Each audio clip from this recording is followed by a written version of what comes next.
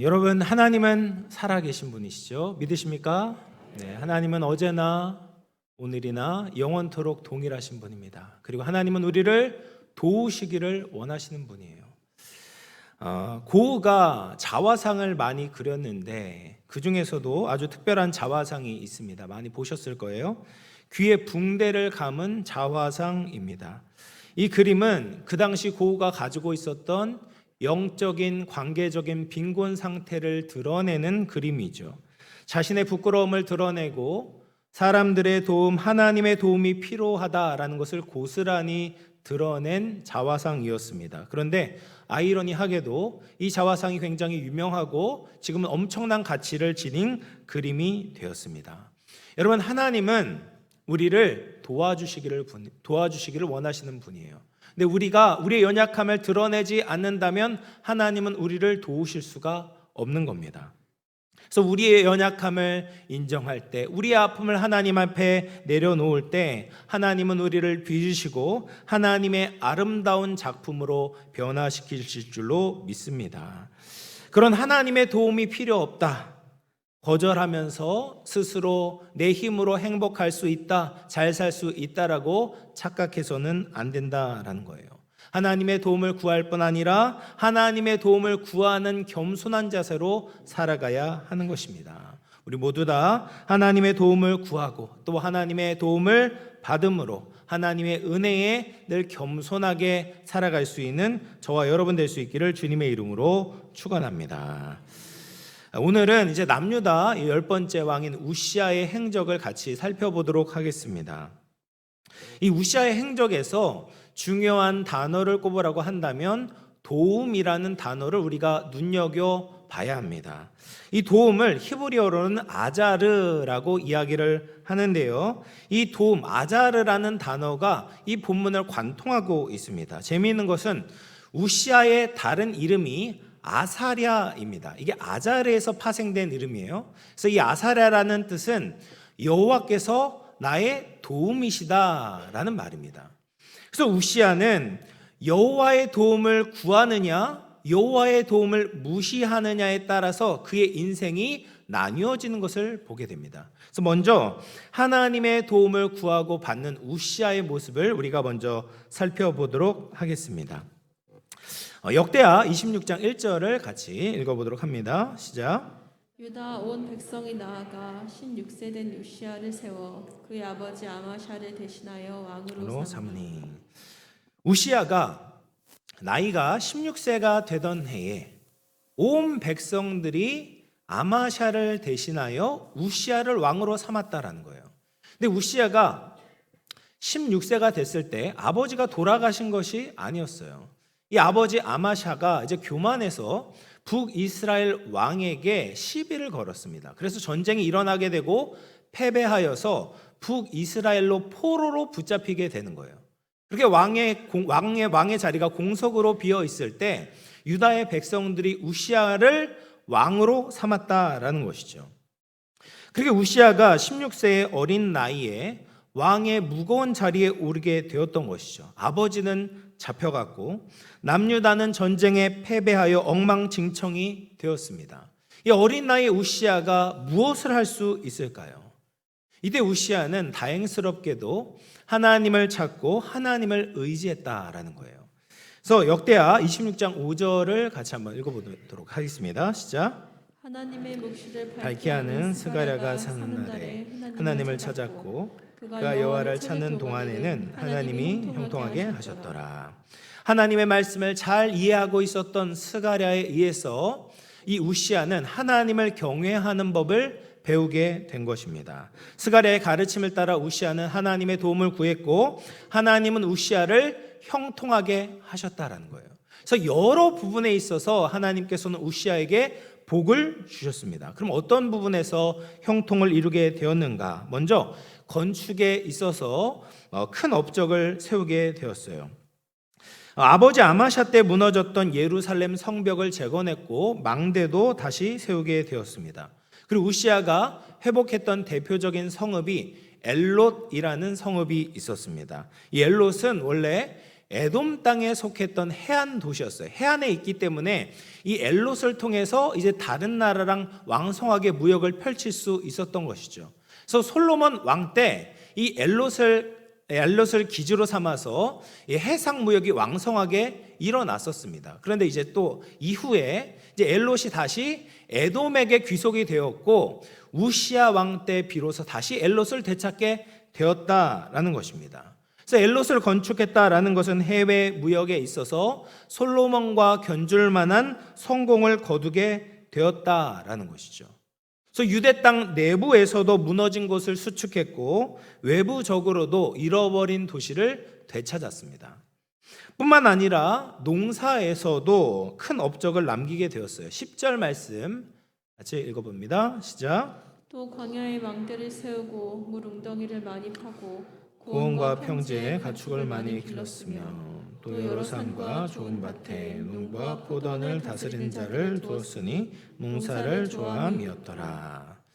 광야에 망대를 세웠다라고 이야기를 합니다. 성벽이 아닌 광야에 망대를 세웠다라는 것이죠. 이 광야에 세운 망대는 적들을 감시하는 기능도 가지고 있었지만 곡식의 창고와 농부들을 위한 피난처 기능도 했습니다. 뿐만 아니라 물 웅덩이도 많이 팠죠. 농사에 있어서 가장 중요한 것이 물을 확보하는 것이었습니다. 그런데 우시아는 저수지를 많이 만들어서 농업에 필요한 관계시설을 구비했다라는 것입니다. 그리고 가축도 많이 길렀고 산과 좋은 밭을 개간하고 또 농부와 포도원을 다스릴 수 있는 기술자도 두었습니다. 이게 우시아는 농업과 목축 산업을 대규모로 펼치면서 유다 왕국을 풍요롭게 했다라는 거죠. 그리고 군사력을 키우는 데 있어서도 탁월함을 보였습니다. 11절 말씀을 우리 또 한번 같이 읽어보겠습니다. 시작. 우시아에게 또 싸우는 군사가 있으니 서기관 여이엘과 병영장 마세야가 직접 조사한 수혜대로 왕의 지휘관 하나냐 휘하에 속하여 때를 지어 나가서 싸우는 자라. 그래서 우시아는 군대를 조직적으로 잘 관리하도록 했다라는 것이죠. 뿐만 아니라 이 잠시 소집되었다가 해산되는 민방위만 있었던 것이 아니라 상시로 늘 전쟁을 준비하고 있었던 상비군을 갖추고 있었다라는 거예요. 그리고 뒤에 보면 이 군사들에게 필요한 무기도 잘 공급했다라는 것을 알 수가 있습니다. 그래서 방패와 창과 투구와 갑옷과 활과 물맷돌을 준비해 주었습니다. 15절에 보면 무기도 만들었는데요. 우리 15절 또 같이 한번 읽어보도록 합니다. 시작. 또 예루살렘에서 재주 있는 사람들에게 무기를 고안하게 하여 망대와 성곽 위에 두어 화살과 큰 돌을 쏘고 던지게 하였으니 그의 이름이 멀리 퍼짐은 기이한 도심을 얻어 강성하여 지녔더라. 그래서 예루살렘 성벽과 망대 위에 어떤 무기를 두었냐면 화살과 큰 돌을 쏘고 던질 수 있는 무기를 만들게 했다라는 거예요. 여러분, 우리나라 이제 고려 시대에도 이제 투석기를 사용해서 전쟁을 했다라는 기록이 있다고 합니다. 이 고려 시대가 1200년이죠. 서기 1200, 주 1200년인데 이 우시야 시대가 언제냐면 주전이에요. 주전 700년경에 있었던 일입니다. 그러니까 우리나라보다 거의 2000년 전에 돌과 화살을 쏴는 무기를 만들었다라는 거죠. 여러분, 대단하지 않습니까? 우시야의 업적을 보면 최전성기 왕 솔로몬이 생각이 납니다. 건축과 농업과 군대에 있어서 위대한 업적을 남겼던 거죠. 근데 이런 성공이 우시야 혼자서 이뤄낸 것이 아니었죠. 15절 말씀과 같이 기이한 도우심을 얻었다라는 겁니다. 이 모든 것이 하나님의 도우심으로 이루어졌다라는 것이죠. 우시아가 강성하고 수많은 업적을 남겨서 명성을 날리게 된 것은 하나님의 도우심으로 이루어진 일이었습니다.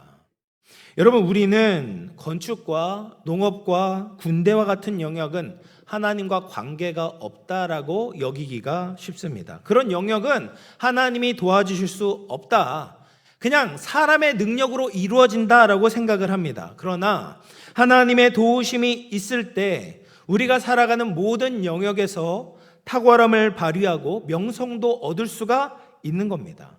하나님은 교회 안에서만 도우시는 분이 아니라 교회 밖에서도 세상 일을 할 때도 우리는 하나님의 도우심을 구해야 된다라는 거예요. 우리가 사업을 할 때, 직장을 다닐 때, 공부를 할 때, 연구를 할 때도 하나님의 도우심이 필요합니다. 여러분 잘 아시는 뉴턴이 만유 인력을 발견할 때도 그랬습니다. 뉴턴은 참 신앙심이 깊은 과학자였어요. 그래서 자연을 연구하는 것이 하나님의 섭리와 하나님의 질서를 이해하는 일로 생각을 했습니다. 이런 믿음을 가지고 있으니까 사과가 떨어지는 것을 우연처럼 보는 것이 아니에요. 그냥 자연스러운 현상으로 받아들인 것이 아닙니다. 이 사과를 떨어뜨리게 하는 어떤 힘이 있을 거라고 생각을 하게 되는 것이죠. 그래서 만유 인력의 법칙을 정리하게 되었습니다. 어떻게 발견하게 되었습니까? 하나님의 기이한 도우심을 받아서 과학에서 중요한 원리를 발견할 수 있었다라는 것이죠. 사업을 할 때도 하나님의 도우심이 필요합니다. 여러분 우리가 좋은 아이디어를 얻고 좋은 사람들을 만나고 세상을 이롭게 하는 것도 하나님의 도우심을 얻어야 가능하다라는 것이죠. 예술을 할 때도 하나님의 도우심이 필요하죠. 아름다운 음악과 멋진 작품을 만들기 위해서도 하나님의 도우심이 있어야만 하는 것입니다. 여러분 모든 일에 있어서 하나님의 도우심이 있을 때 우리는 형통할 수 있는 거예요.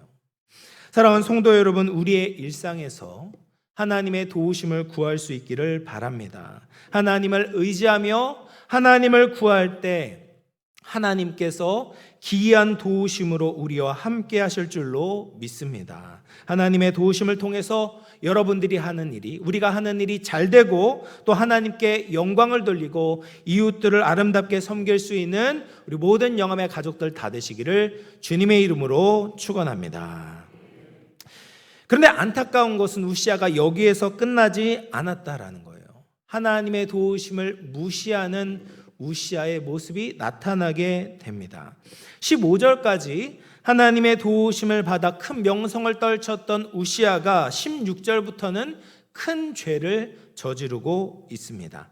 우리 16절 말씀 같이 읽어봅니다. 시작. 그가 강성하여짐에 그의 마음이 교만하여 악을 행하여 그의 하나님 여호와께 범죄하되 곧 여호와의 성전에 들어가서 향단에 분향하려 한지라.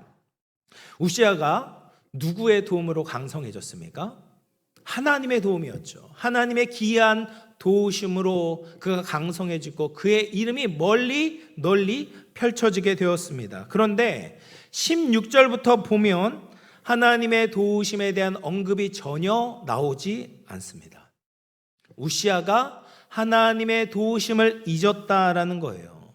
우시아가 성공했고 사람들에게 인정받았습니다. 그런데 그때 하나님 앞에 그의 마음을 낮추는 것이 아니라 자신의 힘과 업적에 의해서 그의 마음이 높아졌다라는 거예요. 그의 마음이 교만해졌을 때 악을 행하고 하나님께 범죄했다라는 거예요. 그럼 우시아가 어떤 죄를 지었는가? 공교롭게도 여호와의 성전 안에서 죄를 짓고 있습니다. 그가 분향단에서 분향을 하려고 했던 거예요.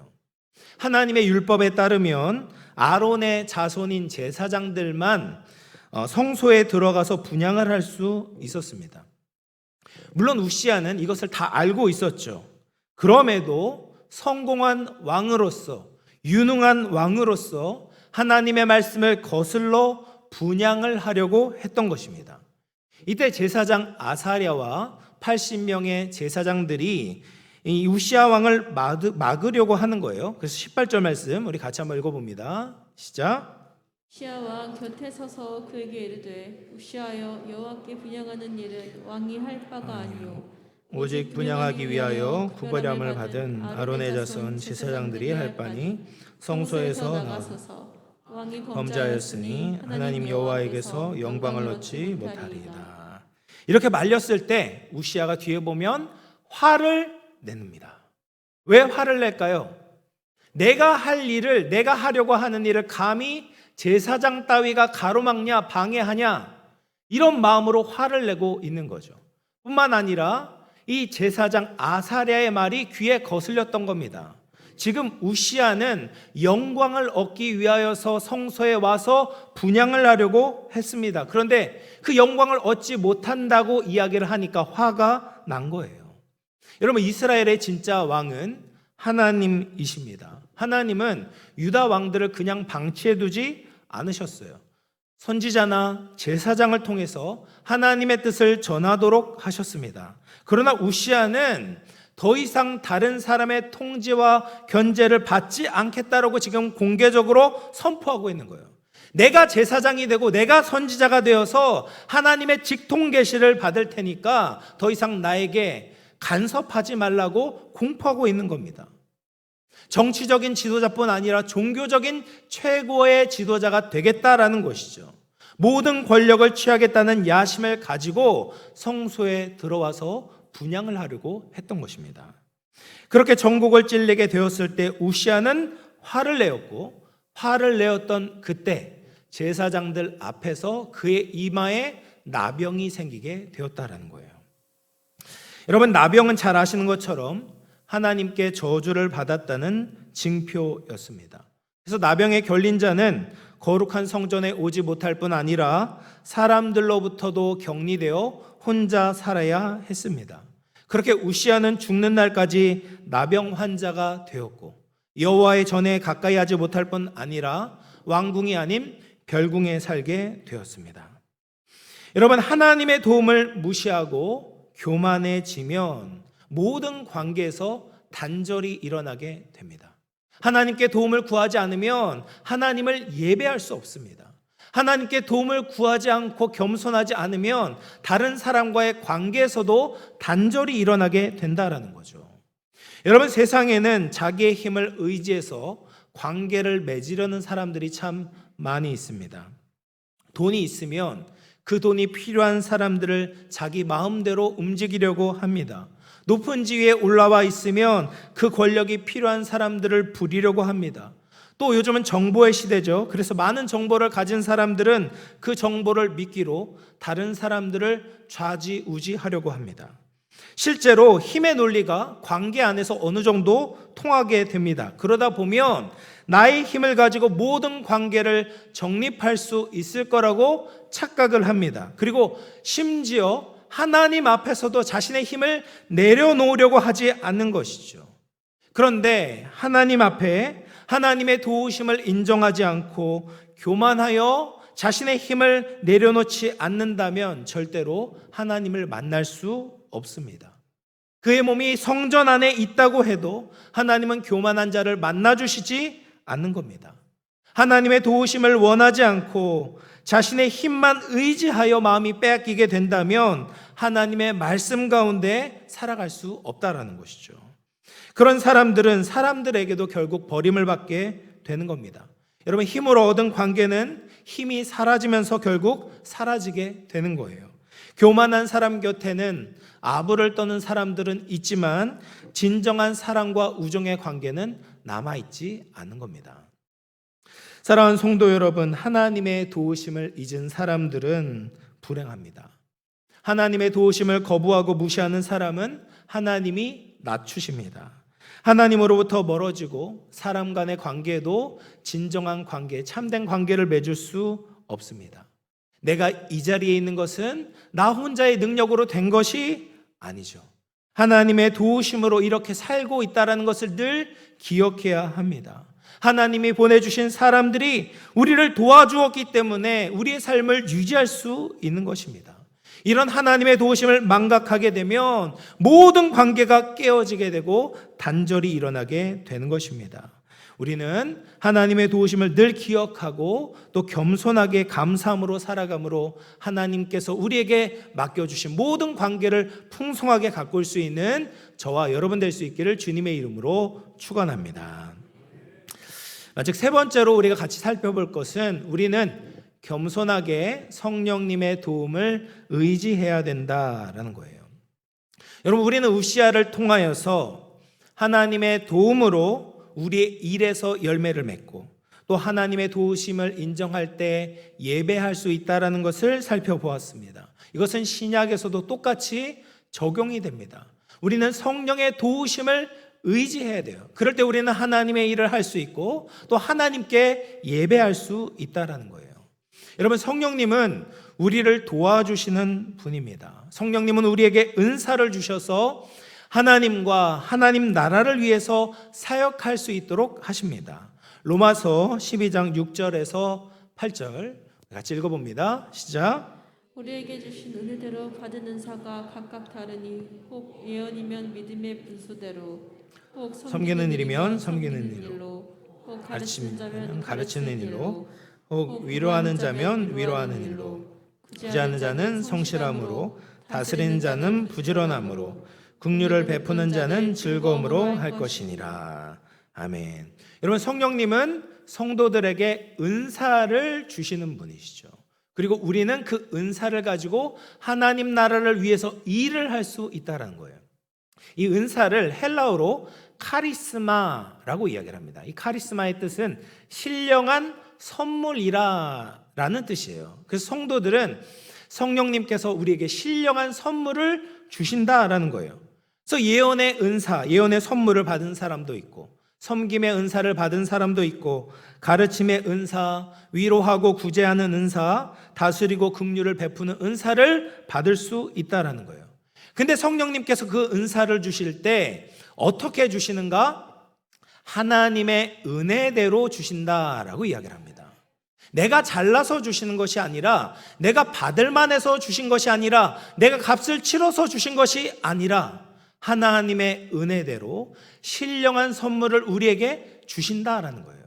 그 선물을 가지고 하나님의 일을 할 수 있도록 우리를 도와주시고 계신다라는 겁니다.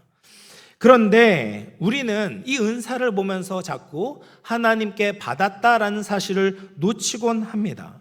또 우리 중에 어떤 사람들은 우시아와 같이 여러 방면에서 성령의 선물을 받은 사람들이 있어요. 또 어떤 사람들은 남들과 비교했을 때 적은 부분만 성령의 은사를 받은 사람도 있습니다. 저도 이제 다른 목사님들과 이야기를 해보면 종종 주눅이 들 때가 있습니다. 저 목사님은 어떻게 저렇게 다재다능하실까? 부러운 마음이 들 때도 있습니다. 그런데 많은 은사를 가진 분도, 적은 은사를 가진 분도 하나님이 주시고 하나님이 도와주셨다는 것을 반드시 기억해야 됩니다. 그래서 많이 가진 분도 자신의 은사를 보면서 마음이 높아져서는 안 되는 거죠. 우리 은사는 하나님의 은혜대로 주신 겁니다. 하나님이 도와주신 것이죠. 우리는 하나님의 도움으로 하나님 나라의 일을 할 수 있다는 것에 감사를 드려야 되는 거예요. 교회와 성도와 이웃을 섬길 수 있다라는 그 사실에 의미를 두어야 된다는 거예요. 또 반대로 내가 가지고 있는 적은 은사를 보면서 위축되거나 열등감을 가져서도 안 됩니다. 아까 이야기했던 이 8절의 마지막을 보면 이렇게 이야기하죠. 구제하는 자는 성실함으로, 다스리는 자는 부지런함으로, 긍휼을 베푸는 자는 즐거움으로 할 것이라 라고 말합니다. 여러분, 저는 이 성실함, 부지런함, 즐거움, 이런 덕목들이 모든 은사에 있어서 필요하다라고 믿습니다. 여러분, 우리가 가진 은사로, 우리에게 주어진 은사를 가지고 성실하고 부지런하고 즐겁게 하나님의 일을 해야 된다라는 거예요. 여러분, 다른 사람들과 비교하면서 위축될 필요가 없습니다. 하나님이 보시는 것은 무엇입니까? 내가 얼마나 성실했는가? 내가 얼마나 부지런했는가? 내가 얼마나 기쁨과 감사함으로 하나님께서 우리에게 주신 능력을 선용했는가를 바라보고 계신다라는 거예요. 그래서 우리는 성령의 도우심으로 하나님의 도우심을 입고 신실하게 하나님의 나라를 섬기는 우리 모든 성도들이 되시기를 주님의 이름으로 축원을 드립니다. 뿐만 아니라 우리가 하나님께 예배하는 것도 성령의 도우심이 필요합니다. 여러분, 성령님은 우리를 도와주셔서 하나님을 예배하게 하십니다. 성령님의 도우심이 있어야지 우리가 얼마나 끔찍한 죄인인지 깨닫게 되죠. 또 성령님의 도우심이 있어야지 예수님께서 우리에게 베풀어 주신 은혜가 우리에게 감격으로 다가오게 됩니다. 성령의 조명하심으로 우리는 예수 그리스도의 십자가의 사랑과 부활의 은총을 의지하여 거룩하신 하나님 앞에 나아갈 수 있다는 거예요. 여러분, 예배 감격을 잃어버린 분들 계십니까? 예배가 맹맹하신 분들 계십니까? 성령의 도움을 구하시기를 바랍니다. 영과 진리로 성령의 도움을 구하게 될 때 하나님이 기뻐하시는 예배, 하나님을 진정으로 만나는 예배, 우리의 인생이 변화되어지는 예배를 드리게 될 줄로 믿습니다. 그런 점에서 저는 우시아 왕이 나병에 걸린 것도 하나님의 배려라고 믿습니다. 여러분, 하나님은 하나님의 도움을 무시한 채 자신의 능력을 자랑했던 우시아의 모든 힘을 빼고 계십니다. 나병을 통해서 우시아가 원래 하나님 앞에 설 수 없는 존재이고 하나님의 도움을 구할 수밖에 없는 자라는 것을 깨닫게 하고 계시는 것이죠. 그래서 우시아가 회개했는지 성경에서 나오진 않지만 그의 마음이 낮아지고 하나님의 도움을 구했다면 그가 지냈던 별궁이야말로 하나님을 예배하는, 하나님께 돌아가는 예배 처소, 성전이 되어질 줄로 믿습니다. 우리나라에도 이제 나병 환자들이 모여 있는 섬이 있죠. 소록도라는 섬이 있습니다. 지금이야 이제 한센병이 완치가 가능하지만 과거에는 치료할 수가 없어서 이 한센인들을 격리시키곤 했습니다. 근데 소록도에 격리시설이 생긴 것이 일제 강점기였던 1916년이라고 합니다. 그래서 전국의 한센인들이 소록도로 보내졌는데 1922년에 3명의 한센인이 섬을 탈출했다가 붙잡히게 된 겁니다. 근데 그들에게 그 탈출한 이유를 물어보니까 굉장히 뜻밖이었던 것이죠. 자신들은 기독교인인데 이 섬에서는 예배할 수 없으니 이 섬에 남아있을 수가 없다라는 거예요. 다른 이유가 아니라 교회가 없어서 소록도를 탈출했다라고 말을 하는 겁니다. 그래서 이 이야기를 들은 이 소록도 병원의 일본 원장이 일본인 목회자를 초청을 해서 소록도 교회를 세우게 되는 겁니다. 그리고 나서 이제 소록도 교회가 계속해서 부흥해서 소록도 안에 교회가 8곳이 세워졌고 교회마다 이제 교인들로 넘쳐났다고 합니다. 그리고 1960년대에는 소록도 교인들이 함께 마음을 모은 거예요. 더 이상 치료소가 아니라 진짜 예배당을 짓자라고 마음을 모은 겁니다. 근데 그 당시에 오마도 간척 사업이 진행되어서 노동을 할 수 있는 환자들은 모두 간척 사업에 동원이 되었다고 합니다. 그래서 교회를 지어야 되는데 소록도에 남아있는 사람들은 중증 환자밖에는 없었던 것이죠. 그래서 기록에 따르면 눈먼 사람들이 흙을 퍼 나르고 절름발이가 돌을 날랐고 한 손이 없는 사람들이 모래를 나르고 블록을 찍고 담을 쌓았다라고 합니다. 그리고 여인들은 머리카락을 팔고 발가락으로 술을 놓아 판돈을 헌금해서 2, 3년 만에 교회 8곳의 건축비를 마련하고 헌당을 했다고 합니다. 그리고 윤일심이라는 소록도의 한 성도는 성서조선이라는 잡지에 이런 글을 남겼습니다. 보시면 우리는 눈에 보이는 것, 곧 안개처럼 사라질 육체만 집착하지 말아야 합니다. 비록 몸이 병에 갇혀 오척 남짓한 병상 위에서 신음하고 있을지라도 우리의 영혼은 날마다 새로워져 빛과 기쁨이 가득한 저 천국을 바라보며 그곳에서 힘차게 날아오를 것을 믿고 기뻐합시다.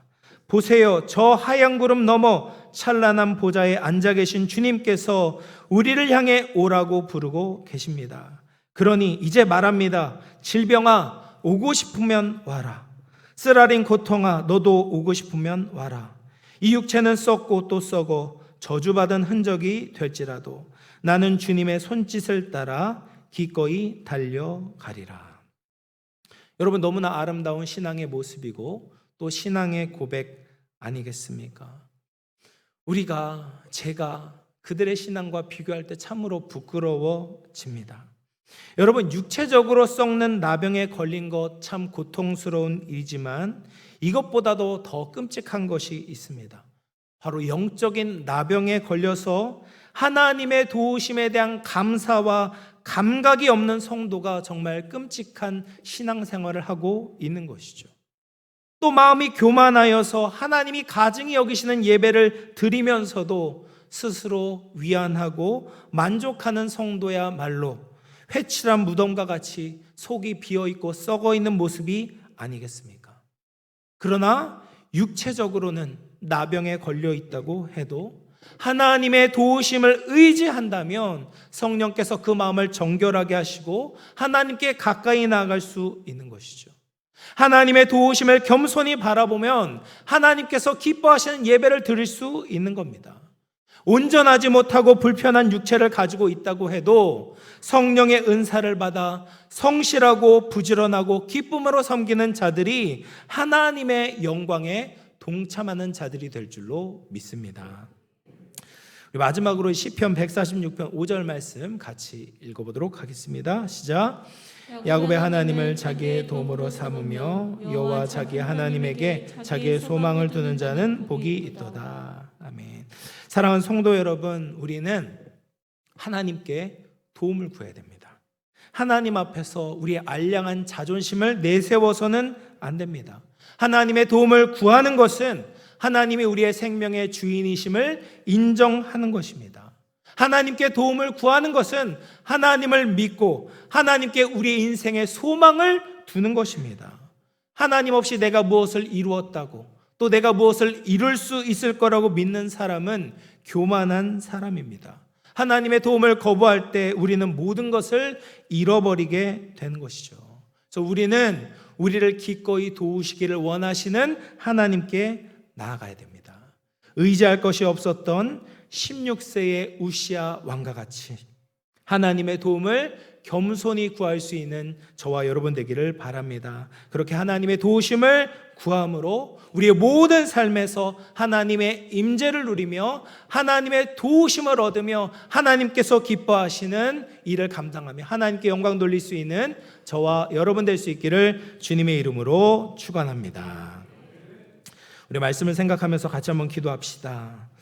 우리는 하나님의 도우심을 구해야 되는 자들입니다. 성령의 은사를 받아야 됩니다.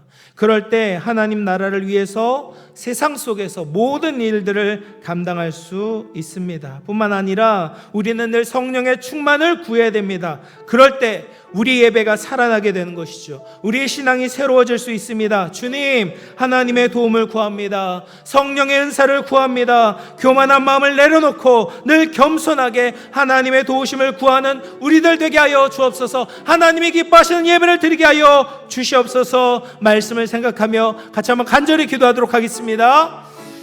하나님 아버지,